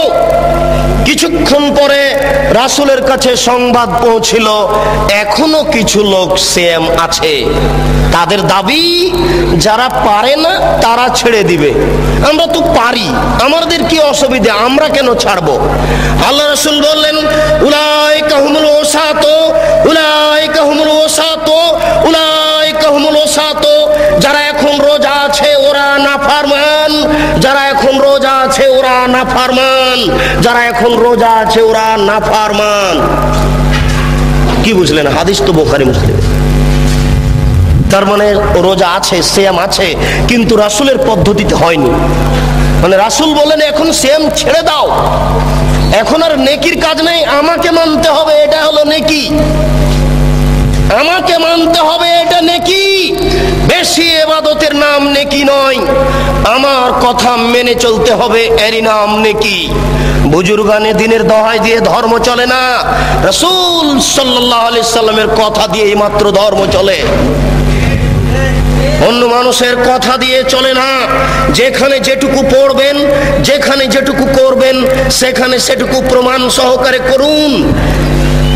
ইমাম সাহেবকে বলেন, মাওলানা সাহেব আমি তো বাড়িতে ছিলাম না, আমার ছেলে হওয়া 7 দিন পার হয়ে গেছে, তো আজকে আকিকে কি করব? তো বলছেন 14 দিনে করেন, 21 দিনে করেন। আপনি খালি একটু বলেন যে ভাই একটু হাদিসটা লিখে বাংলা অনুবাদ করে হাদিসটা ঠিক কি ঠিক দয়া করে লিখে দিবেন। আমরা তো জেনারেল শিক্ষিত মানুষ, অত কিছু বুঝি না, আপনাদেরকে আমরা মূল্যায়ন করতে চাই। 7 দিন পরে আসুন, দেখুন হুজুর খালি আনছান আনছান করে, হুজুর শুধু কেমন কেমন করে। হুজুরের কাছে লিখিত চেয়েছেন যে এদেশের ধর্মের ব্যাপারে ধার্মিক মিথ্যে ধার্মিককে যদি আপনি ঠেকাতে চান, তাহলে লিখিত প্রমাণ চান, সহজে ঠেকানো যাবে, তাছাড়া সহজে ঠেকানো যাবে না। উপস্থিত বৈঠকের দিনই মুসলিম ভাই, মর্মে আরেকটি হাদিস না বললে আগাতে পারছি না। সেই হাদিসটি হচ্ছে এই 3 জন ব্যক্তির দল, 3 জনের এক দল রাসূলের স্ত্রীদের নিকটে আসলো, এসে বলল, রাসূল কিভাবে ইবাদত করতেন আমাদেরকে বলো। ফালাম্মা উখবিরু বিহা, যখন রাসূলের ইবাদত পেশ করা হলো, তিনি এই এই ইবাদত করতেন, তখন তারা বলল, আইনা নাহনু মিনান নবী সাল্লাল্লাহু আলাইহি সাল্লাম কাদ গাফারাল্লাহু লাহু মা তাকাদ্দামা মিন যামবিহি ওয়া মা তাআখারা। আমরা কোথায়, রাসূল কোথায়? রাসূলের আগের পাপ, পরের পাপ, ছোট পাপ, বড় পাপ সব ক্ষমা করা হয়েছে, আমাদের তো আর ক্ষমা করা হয়নি। রাসূল অল্প ইবাদত করলেই চলে, আমাদের চলে না, আমাদের একটু বেশি করতে হবে, আমাদের এনা আমাদের বেশি করতে হবে। রাসূলের সমান ইবাদত করলে চলবে না। তিনজনের একজন বলল আম্মা আনা উসাল্লি লাইলা আবাদ, আমি সারা রাত্রি সালাত আদায় করব, ঘুমাবো না। অপরজন বলল আনা আসুমুন নাহারা লা উফতির আবাদ, আমি প্রতিদিন সিয়াম পালন করব, কোনোদিন সিয়াম ছাড়বো না। অপরজন বলল ফালা আতাজাওয়াজ, আমি বিবাহ করব না। বিবাহ করলে সাংসারিক ঝামেলা আসবে, ছেলে মেয়ে হবে, টাকা পয়সার সমস্যা লাগবে, ওই ঝামেলাই বাদ। এখানে কথার মধ্যে আর একটা কথা এসে ঢুকেছে, মনে কিছু নিয়েন না। ছেলে কম নিলে ইহকালে একটা লস, পরকালে একটা লস। আজকের যিনি সভাপতি ইনি জ্ঞানী গুণী মানুষ, এই জন্য আমার অন্তরটা খুব খুশি। আজকে আমাকে কথা বলতে খুব ভালো লাগছে, কেননা আমার কথাগুলি তার মুখস্থ আছে। তিনি একজন সুপণ্ডিত মানুষ। শুনুন, আল্লাহর নবী বলছেন সন্তান কম হলে দুইটা লস। যত সন্তান বেশি হবে টাকা পয়সা বেশি হবে। আল্লাহ বলেছেন, নবীও বলেছেন, সন্তান আদি বেশি হলে টাকা পয়সা বেশি হবে, এটাই আল্লাহর বিধান। সন্তান কম হলে টাকা কম হবে, ইহকালীন লস, পরকালীন লস। আল্লাহর নবী বলেছেন কোন বাচ্চা ছেলে যদি মারা যায় তাহলে বিচারের কাঠগড়াতে বাপের এই কাপড় ধরে নিয়ে বলবে আল্লাহকে, আল্লাহ আমার বাপ মাকে জান্নাতে না দেওয়ার পূর্ব পর্যন্ত আমরা জান্নাতে যাব না। বাচ্চা বেঁকে বসবে। বুখারী মুসলিমের হাদিস, বাচ্চা বলবে আমার পিতা মাতাকে জান্নাতে দেন তারপরে। এখন আপনার ছেলে মেয়েই তো মাত্র দুইটা, কয়জন মরে কয়জন থাকে? আপনারা কিন্তু 8-10 ভাই বোন, সবাই যত এখানে আছেন সবাইকে যদি বলে আপনারা কয়জন, তো কেউ বলবেন 5, 7, 8, 10 এরকম। আর আপনার কয়টা? 2টা 3টে। তাহলে কয়জন মরে কয়জন থাকে? লস এখানে হচ্ছে। হে উপস্থিত বৈঠকের দিনী মুসলিম ভাই বোন, রাসূলের পদ্ধতিতে সালাত আদায় করুন। তিনি বলেন সাল্লু কামা রাআইতুমুনি উসাল্লি, তোমরা সালাত আদায় করো যেভাবে আমাকে সালাত আদায় করতে দেখছো। আল্লাহু আকবার বলে সালাত শুরু করবেন। সালাত শুরু করার সময়তে দুই পায়ের মাঝে অর্ধ হাত 1 বিঘত মতো ফাঁক থাকবে। স্পষ্ট হাদিস দ্বারা প্রমাণিত নয়। পাশে আর একজন দাঁড়ালে পায়ে পা মিলিয়ে দাঁড়াতে, ভারসাম্য বজায় রাখতে যতটুকু দুই পায়ের মাঝে ফাঁকা রাখতে হয় ততটুকু রাখতে হবে। কিন্তু ওরা বলেছে, ওই যে যারা বলেছে ভোট দাও বুবু জান্নাত পাবা বুবু, ওরা যে বলেছে বুবু ভোট দাও, ওরা কিন্তু বলেছে যে দেখো দুই পায়ের গোড়ালি এভাবে লাগিয়ে রাখিও। কেন লাগিয়ে না রাখলে লজ্জাস্থানের যোগাযোগ মাটির সাথে থাকবে। নাউজুবিল্লাহ, বড় নোংরা কথা বলেছে। সাবধান, মহিলা পুরুষ একই ব্যাপার। ভারসাম্য বজায় রাখার জন্য দুই পায়ের মাঝে যতটুকু ফাঁকা রাখা প্রয়োজন ততটুকু ফাঁকা রাখবেন। আল্লাহু আকবার বলে হাতের আঙ্গুলি জমা জমা করে কাঁধ সামনাসামনি, কাঁধের লতি সামনাসামনি হাত উঠাবেন। এইভাবে থুতনির নিচে নিয়ে আসবেন না, কান ধরবেন না। একাধিক সহিহ হাদিস, কাঁধ সামনাসামনি। এই আল্লাহু আকবার বলে ডান হাতের কবজি বাম হাতের কবজির উপরে রাখবেন। আল্লাহু আকবার বলার পূর্বে কোনো শব্দ চলবে না। সশব্দে নিয়ত করলে আল্লাহ রাসূলকে অপমান করা হবে। সশব্দে নিয়ত করলে আল্লাহ রাসূলকে উপেক্ষা করা হবে। আল্লাহ রাসূলকে উপেক্ষা করে কেউ আল্লাহকে সন্তুষ্ট করতে পারবে না, এটা ভুল পদ্ধতি। অতএব আল্লাহু আকবার বলার পূর্বে কোনো শব্দ মুখ দিয়ে উচ্চারণ হবে না। জায়নামাজে দাঁড়িয়ে আল্লাহু আকবার বলার পূর্বে কোনো শব্দ মুখ দিয়ে উচ্চারণ হবে না। ডান হাতের কবজি বাম হাতের কবজির উপরে দিতে পারেন, সহিহ হাদিস। আর একটু আগে বাড়িয়ে বাহুর উপরে বাহু দিতে পারেন, সহিহ হাদিস। বুকের উপরে রাখবেন, নাভির নিচে রাখার 3টি হাদিস আছে যা গ্রহণীয় নয়। অতএব বুকের উপরে রাখুন। আপনি বলুন আল্লাহুম্মা বাঈদ বাইনি ওয়া বাইনা খাতায়ায়া কামা বা'আতা বাইনাল মাশরিক ওয়াল মাগরিব, হে আল্লাহ তুমি আমাকে আর আমার পাপকে অত দূরত্বে রাখো, পূর্ব এবং পশ্চিমকে তুমি যত দূরত্বে রেখেছো, পূর্ব এবং পশ্চিম যেমন লক্ষ লক্ষ মাইল দূরত্ব রয়েছে, তুমি আমাকে আর আমার পাপকে অত দূরত্বে রাখো। আল্লাহুম্মা নাক্কিনি মিনাল খাতায়া কামা ইউনাক্কা সাওবুল আবিজ মিনাদ দানাস, হে আল্লাহ তুমি আমার পাপকে ধুয়ে পরিষ্কার করে দাও যেমন ভাবে সাদা কাপড়কে ময়লা থেকে ধুয়ে পরিষ্কার করা হয়। আল্লাহুম্মা গসিল খাতায়া বিল মাই ওয়াস সালজি ওয়াল বারাদ, হে আল্লাহ তুমি আমার পাপকে ঠান্ডা স্বচ্ছ পরিষ্কার পানি দিয়ে ধুয়ে পরিষ্কার করে দাও। আউযু বিল্লাহি মিনাশ শাইতানির রাজিম, মারদুদ বিতাড়িত শয়তান থেকে পরিত্রাণ চাচ্ছি। বিসমিল্লাহির রহমানির রহিম, পরম দাতা দয়ালুর নামে আরম্ভ করছি। আলহামদুলিল্লাহি রাব্বিল আলামিন, বিশ্বজগতের প্রতিপালকের প্রশংসা। আর রহমানির রহিম, তিনি হচ্ছেন পরম দাতা দয়ালু। মালিক ইয়াউমিদ্দিন, তিনি হচ্ছেন বিচার দিনের মালিক। ইয়াকা না'বুদু, একমাত্র তোমার ইবাদত করছি। ওয়া ইয়াকা নাস্তাইন, একমাত্র তোমার নিকটে সাহায্য চাই। ইহদিনাস সিরাতাল মুস্তাকিম, তুমি আমাকে সোজা সঠিক পথ দেখাও। সিরাতাল্লাযিনা আন'আমতা আলাইহিম, ওই পথ তুমি দেখাও যে পথ সহজ সরল সঠিক, যাদের প্রতি তুমি দয়া করেছো অনুগ্রহ করেছো তাদের পথ তুমি দেখাও। গায়রিল মাগযুবি আলাইহিম ওয়ালাজ যালিন, যারা ভ্রান্ত, যাদের উপরে তুমি অসন্তুষ্ট হয়েছো তাদের পথ তুমি দেখায়ো না। এরপরে বিসমিল্লাহির রহমানির রহিম, পরম দাতা দয়ালুর নামে আরম্ভ করছি। যে কোন একটি সূরা, আল কারিয়া, মহা দুর্ঘটনা। মাল কারিয়া, মহা দুর্ঘটনা কি? ওমা আদরাকা মাল কারিয়া, হে নবী আপনি কি বলতে পারেন মহা দুর্ঘটনা কি? ইয়াউমা ইয়াকুনুন নাসু কাল ফারাশিল মাবসুস, যেদিন মানুষেরা কীট পতঙ্গের নয় বিক্ষিপ্ত হয়ে পড়বে। ওয়াতাকুনুল জিবালু কালাইহিল মানফুস, যেদিন পাহাড়গুলি ধুলিত তুলার নেই একবারে বিক্ষিপ্ত হয়ে আকাশে উড়ে যাবে। ফাম্মা মান সাকালাত মাওয়াজিনুহু ফাহুয়া ফি শাতির রাজিয়া, যার নেকির পাল্লা ভারী হবে তার জীবিকা নির্বাহ অতীব সুখ স্বাচ্ছন্দ্যময় হবে। ওয়াম্মা মান খাফফাত মাওয়াজিনুহু ফাউম্মুহু হাবিয়া, যার নেকির পাল্লা হালকা হয়ে যাবে তার থাকার জায়গা হবে অতীব গভীর গহ্বর জাহান্নাম। ওমা আদরাকা মা হিয়া, হে নবী আপনি কি বলতে পারেন গভীর গহ্বর সেই জায়গাটি কি? নারুন হামিয়া, তা হচ্ছে জ্বলন্ত উত্তপ্ত আগুন।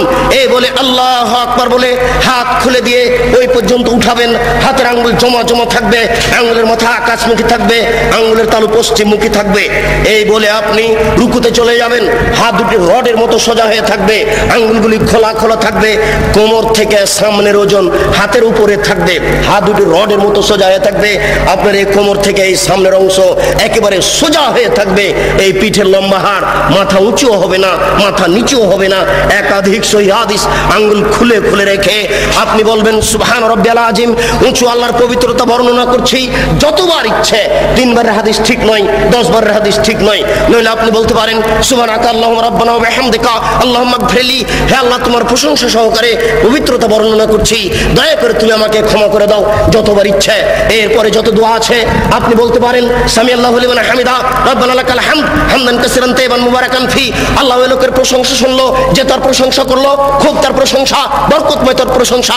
আকাশ পরিমাণ প্রশংসা, জমিন পরিমাণ প্রশংসা, আকাশ জমিনের মধ্যে যে ফাঁকা রয়েছে এই পরিমাণ প্রশংসা। বিলামা শাইতা মিন শাইদ, বাদু তুমি কত প্রশংসা চাও তা আমি জানি না, তুমি যত চাও তত তোমার প্রশংসা।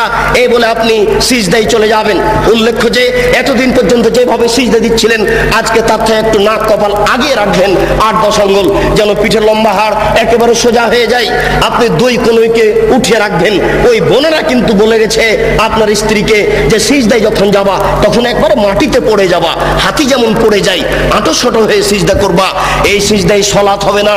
ওই যে সবচেয়ে বজ্জর বলা হয়েছে রুকু এবং সিজদায় এই চুরি করে, এটা একটা সিজদা। আপনি 2 কোণকে উঠে রাখবেন। নারী পুরুষ একই ব্যাপার, যেন পেটের নিচ দিয়ে ছাগলের বাচ্চা পার হতে পারে। আঙ্গুল জমা জমা থাকবে, 2 কানের পাশে থাকবে, নাক কপাল মাটিতে লাগানো থাকবে। মাটিতে যাওয়ার সময় হাত আগে রাখবেন, পা পরে রাখবেন। আপনি বলবেন সুবহান রাব্বিয়াল আলা, উঁচু আল্লাহর পবিত্রতা বর্ণনা করছি যতবার ইচ্ছে। নইলে আপনি বলবেন সুবহানাকা আল্লাহুম্মা রাব্বানা ওয়া বিহামদিকা আল্লাহুম্মা ইগফিরলি। নইলে আপনি বলবেন আল্লাহুম্মা ইগফিরলি জামবি কুল্লাহু দিক্কাহু ওয়া যুল্লাহু ওয়া ওয়ালাহু আখরাহু ওয়া নিয়াতুহু সিররা।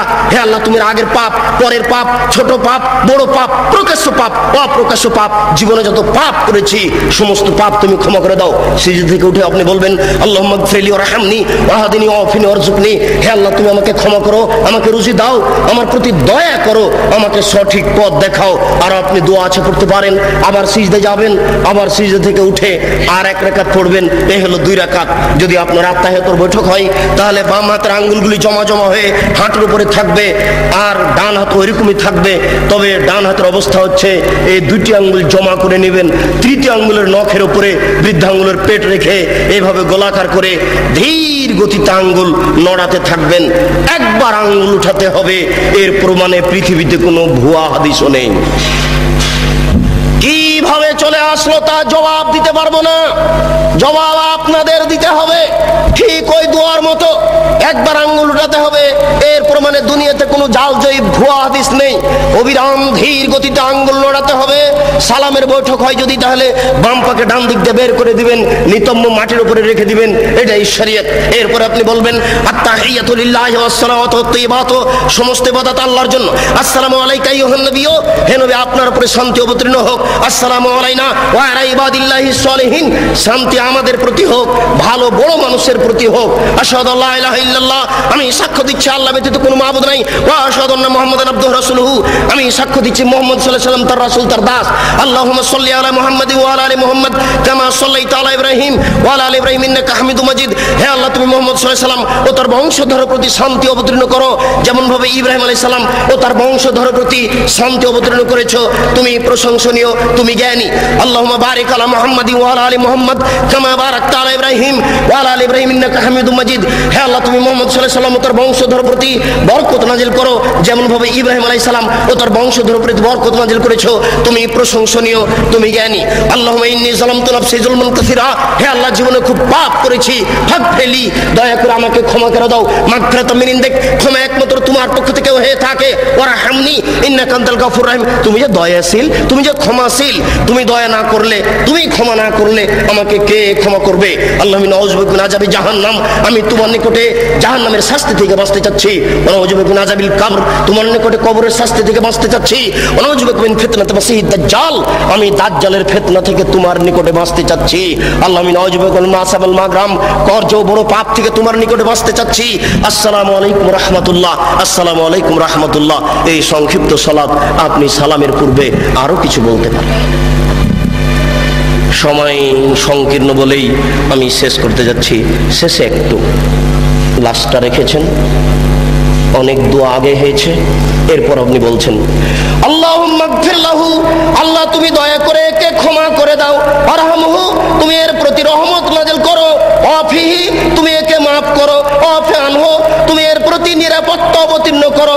ওয়াকরিম নুজুলাহু, তুমি একে দামি সম্মানী খাদ্য খেতে দাও। ওয়াসসামাদ খালাহু, তুমি এর থাকার জায়গা প্রশস্ত করে দাও। ওয়াগসিলহু বিল মাই ওয়াস সালজি ওয়াল বারাদ, তুমি একে ঠান্ডা স্বচ্ছ পানি দিয়ে ধুয়ে পরিষ্কার করে দাও, যেমন ভাবে সাদা কাপড়কে ময়লা থেকে ধুয়ে পরিষ্কার করা হয়।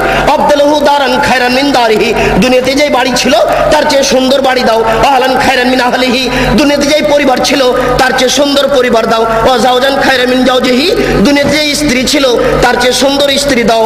আবদলহু আদখিলহুল জান্নাহ, তুমি একে জান্নাতে প্রবেশ করিয়ে দাও। ওয়া মিন আযাবিল কবরে, তুমি একে কবরের শাস্তি থেকে রক্ষা করো। ওয়া মিন আযাবিন নার, তুমি একে জাহান্নামের শাস্তি থেকে রক্ষা করো। আল্লাহুম্মা গফির লিহাইয়িনা, যারা আমাদের জীবিত তাদের তুমি ক্ষমা করে দাও। ও মাইয়িতিনা, যারা আমাদের মারা গেছে তাদের তুমি ক্ষমা করে দাও। ও শাহিদিনা, যারা জানাজায় উপস্থিত হয়েছে তাদের তুমি ক্ষমা করে দাও। ও গায়েবিনা, যারা জানাজায় উপস্থিত হতে পারেনি তাদের তুমি ক্ষমা করে দাও। ও সাগীরিনা, যারা আমাদের ছোট তাদের তুমি ক্ষমা করে দাও। ও কাবীরিনা, যারা আমাদের বড় তাদের তুমি ক্ষমা করে দাও। ও যাকারিনা, যারা আমাদের পুরুষ তাদের তুমি ক্ষমা করে দাও। ও উনসানা, যারা আমাদের মহিলা তাদের তুমি ক্ষমা করে দাও। আল্লাহুম্মা মান আহয়াতাহু মিন্না ফাইরিল ইসলাম, হে আল্লাহ তুমি যদি আমাদের কাউকে জীবিত রাখো তাহলে মুসলমান করে জীবিত রাখো। ওমান তাওফাইতাহু মিন্না ফাতাওফাহু লিল ঈমান, আল্লাহ তুমি যদি আমাদের কাউকে মারতে চাও তাহলে ঈমানদার করে মারো। আল্লাহুম্মা লা তাহরিমনা আজরাহু ওয়া লা তাফতিননা বাদা, আল্লাহ এই লোকটা মরে যাওয়ার কারণে আমরা দুঃখিত হয়েছি, এই কারণে তুমি আমাদের নেকি দান করো, তুমি আমাদের বিপদগামী করো না। আসসালামু আলাইকুম রাহমাতুল্লাহ, আসসালামু আলাইকুম রাহমাতুল্লাহ। আলোচনার প্রবৃত্তি। হে উপস্থিত বৈঠকের দিনই ভাই, আপনার যদি সোচ্চার না হন তাহলে দেশের মিথ্যা বক্তব্য, মিথ্যা তাফসির, মিথ্যা হাদিস ঠেকানো যাবে না। এই দেশের মাটিতে প্রায় 3 লক্ষ জালজয়ী হাদিস আছে, লক্ষ লক্ষ মিথ্যা তাফসির আছে। এই দেশের মাটিতে আমার বুঝ অনুপাতে শতকরা 95 জন বক্তা মিথ্যুক আর শতকরা 98 জন মুফাসসির মিথ্যুক। আপনারা সোচ্চার হন, আমাদের পরামর্শ দেন, আমরা আপনাদের কাছে সঠিক কথা পেশ করার চেষ্টা করি। 12 মাস দিন প্রচার করার চেষ্টা করি, সিজনাল প্রচার ছেড়ে দিয়ে, নইলে আমাদেরও পরকাল হারাবে, আপনাদের হারাবে। সাথে সাথে যেভাবে সালাতের কথা বললাম সেভাবে আপনারা আদায় করার চেষ্টা করুন। প্রতিপালক তুমি বড় দয়াশীল, তুমি বড় ক্ষমাশীল, তুমি বড় রহমতশীল, তোমার বড় রহমতের আশা দাঁড়িয়ে বলছি, তার যা আমাদের মারা গেছে তাদের তুমি ক্ষমা করে দাও। যারা আমরা অসুস্থ তাদের তুমি আরোগ্য দাও। যারা আমরা বেঁচে আছি, নারী পুরুষ মানুষ, তাদেরকে তোমার রাসূলের পদ্ধতি অনুপাতে চলার তৌফিক দান করো।